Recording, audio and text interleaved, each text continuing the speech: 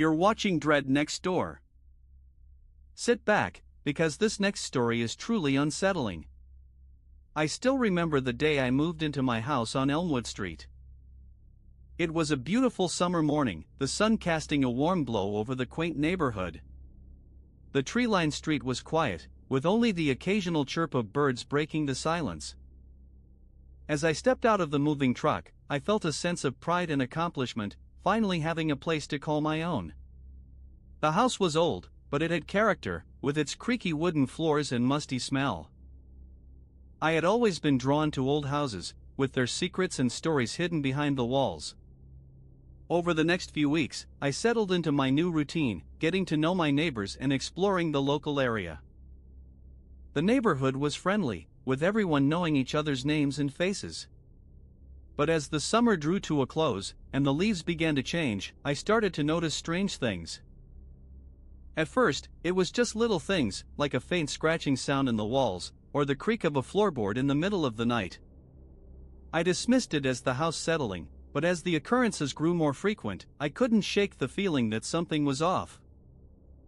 One night, I woke up to the sound of footsteps outside my bedroom door. I lay there, frozen, as the footsteps slowly made their way down the hallway, and then stopped.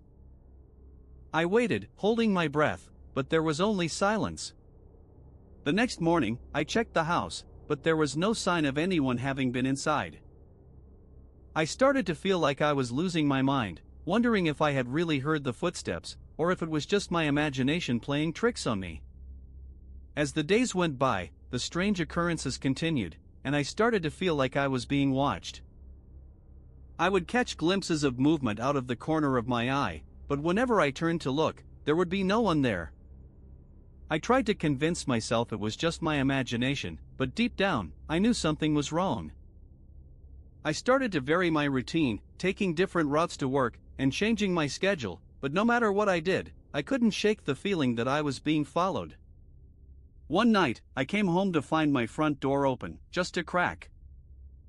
I knew I had closed it before I left for work, and a chill ran down my spine as I pushed it open and stepped inside.